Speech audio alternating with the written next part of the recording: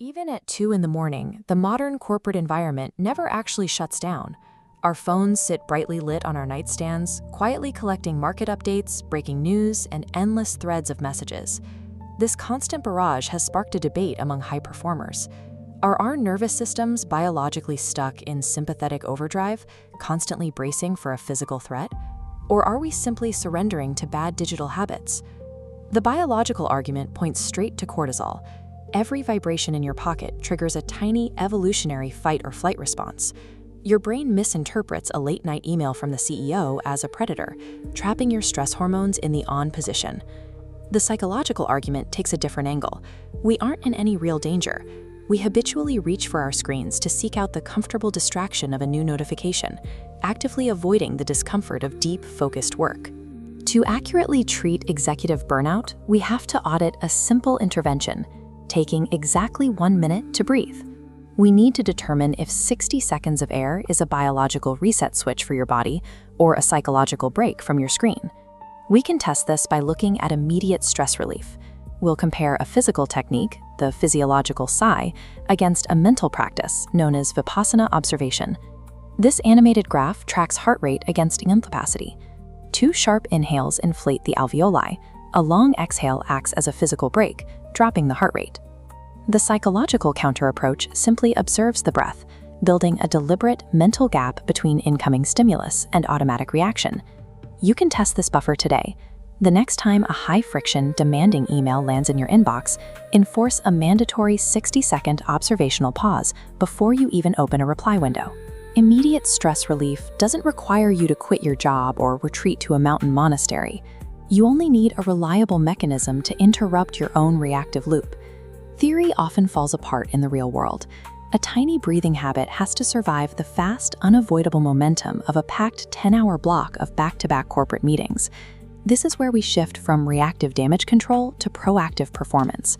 We move away from fixing a stress spike after it happens and look at stabilizing the system before the pressure hits. For extreme physiological stabilization, the military developed box breathing, inhaling, holding, exhaling, and holding again, all in steady 4-second intervals. It was designed to maintain composure in high-stakes environments, making it effective right before stepping into a tense boardroom. Behavior scientists, however, argue that the specific 4-second ratio matters far less than the expectation of control. The real power comes from habit stacking, the psychological victory of consistently executing a routine. The daily value of a breathing practice doesn't come from finding a biologically perfect rhythm. It comes from finding a reliable psychological anchor that actually fits into your schedule. Creating that anchor requires 3 specific steps. Step 1 happens the exact moment you wake up. Leave the smartphone face down. You have to prevent the immediate digital hijacking of your nervous system.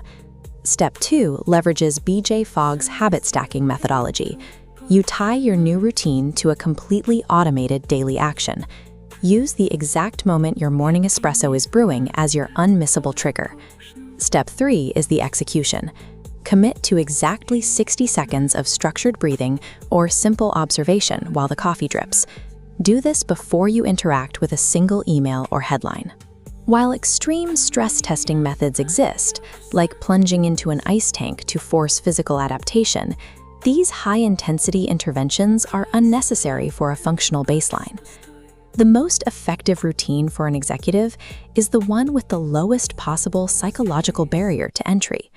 If it requires 0 equipment and 0 extra time, your brain has almost no reason to resist it.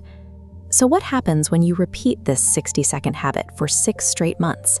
Do you actually rewire your brain, or is the benefit fleeting? Look at this model of a neural pathway. Repeatedly engaging the vagus nerve through controlled breathing triggers neuroplasticity. The pathway physically thickens and pulses. This structural change lowers the sensitivity of the amygdala. Without that constant alarm, your prefrontal cortex can finally focus. This is when the behavior stops feeling like a chore. You stop telling yourself, "I am trying to breathe," and adopt a new self-image. "I am someone who protects my peace." These 2 perspectives rely on each other. The physical intervention creates a calm, quiet space in the body, And within that space, a new psychological identity is able to take root in the mind. Breathing connects the automatic functions of your body to your conscious awareness. It is the only part of your nervous system that you can influence directly at any moment. Dedicating 1 minute to this practice becomes a keystone habit. It is a stable, foundational block that clears out mental noise, making every subsequent high-level decision easier to execute. Your next breath is already on its way.